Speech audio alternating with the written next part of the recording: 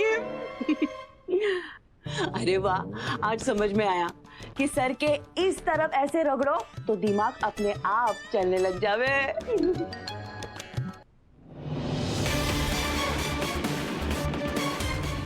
Hello,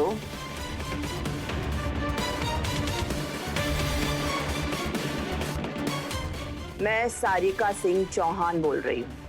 जिंदगी में पहली बार थारे को हमारे लिए कुछ करने का मौका मिल रहा है। बड़े खुश नसीब हो तुम, इसलिए मैं जो बोल रही हूँ ध्यान से सुनो।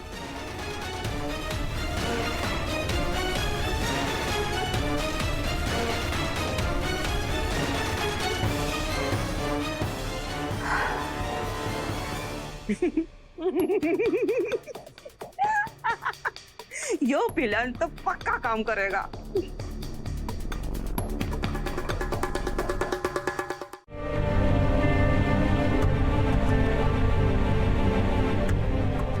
अरे मेघा मैडम, इसे इसे सीधा बस ऐसे ही ऐसे डाल दीजिए।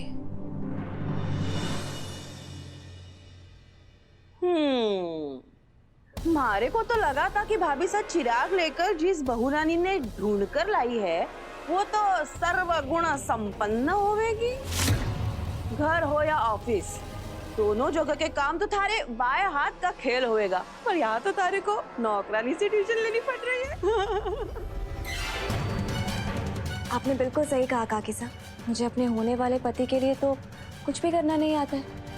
पर चिंता किस बात की, वसु है ना, वो सब सिखाएगी और मैं सीखूंगी।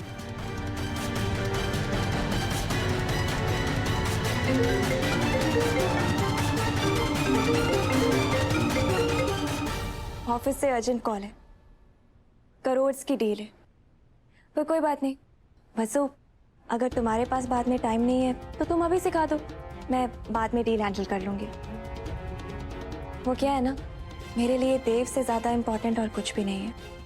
नहीं मेघा मैडम, आप अपना काम निपटा लीजिए, मैं यही रुकती हूँ। थैंक्स वसु, एक्सक्यूज मी।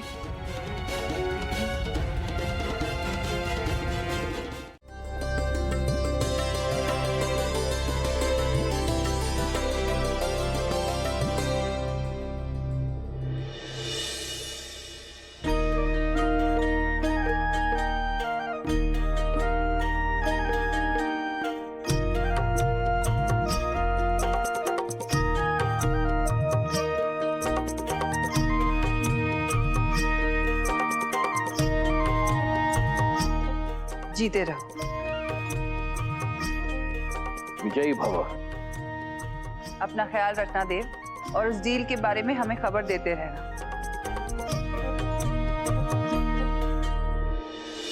माँ साहब चिंता मत कीजिए, मैं ये डील फाइनल करके ही आऊँगा। ये स्कूल आपका सपना है और आपका हर सपना मेरे लिए बहुत इम्पोर्टेंट है। और अब तो मेघा भी इस प्रोजेक्ट से जुड़ गई है, तो मेरे लिए इस प्रोजेक्ट की वैल्यू डबल हो गई है। हमें तुम पर पूरा यकीन है Dev. Best of luck. Thank you Baba sir. अब बात ही ऐसी है ना जो सुनकर आपके पैरों तले जमीन खिसक जाएगी और खड़े खड़े आपके सर पर आसमान टूट जाएगा। मुद्दे पे आओ सारिका। भाई साहब, मतलब कैसे बताओ, कहने को भी हमारे को संकोच हो रहा है। और भाभी साहब, इस बात में आप ज्यादा दिल पर मत लगा लीजिए। हाँ, वो योग कलयुग है और अभी थोड़ी देर पहले देवघर वापस आ गया था, वो भी सिर्फ वसुधा से मिलने।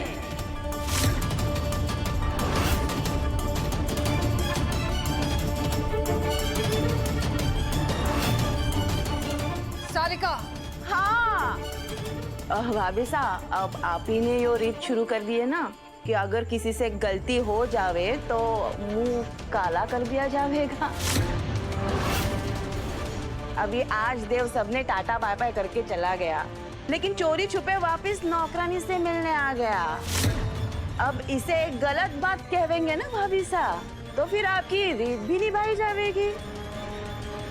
ये हो सकता है ना कि उस नौकरानी ने रो धो के देव ने वापस बुला लिया हो, तो फिर अब इस स्थिति में तो उस नौकरानी का मुंह काला कर देना चाहिए, है ना? या तो फिर दोनों का भी मुंह काला कर देना होएगा। बताइए ना भाभी साहब, क्या करेंगे? तुम पागल हो गई हो सारिका। इस वक्त देव दिल्ली के रास्ते में है। भाभी साहब, मैंने काली मुंह पर पोती हुई है, अपनी आंखों के अंदर ना। मैंने अपनी आंखों से देखा है कि आपका सुपुत्र चोरी छुपे आया, सीधे सरवन काटर में गया, वो सुधा के साथ हा हा ही किया और फिर चोरी छुपे फिर से निकल भी गया। हम तुमसे कोई बहस नहीं करना चाहते हैं सारिका, क्योंकि हमें पता है तुम बेकार की बातें कर रही हो। अगर मेरी बेकार की बातों से मैंने साबित कर दिया तो? हमारा मुंह जब काला कर रहे थे तो सबने बड़े मजे लिए थे, है ना? अब जब उस देव और नौकरानी का मुंह काला होएगा तो सबके रुदाली बन के रोएंगे।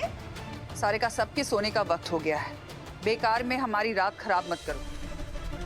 हमने कहा था ना कि हमें देव और वसुधा पर पूरा भरोसा है और हम अब भी अपनी बात पर कायम हैं। चलिए, आपके हिसाब से आपका छोरा दिल्ली के रास्ते में है ना, तो फिर वो नौकरानी, वो तो इस घर में है ना, उसे बुलाइए और सबके सामने पूछिए।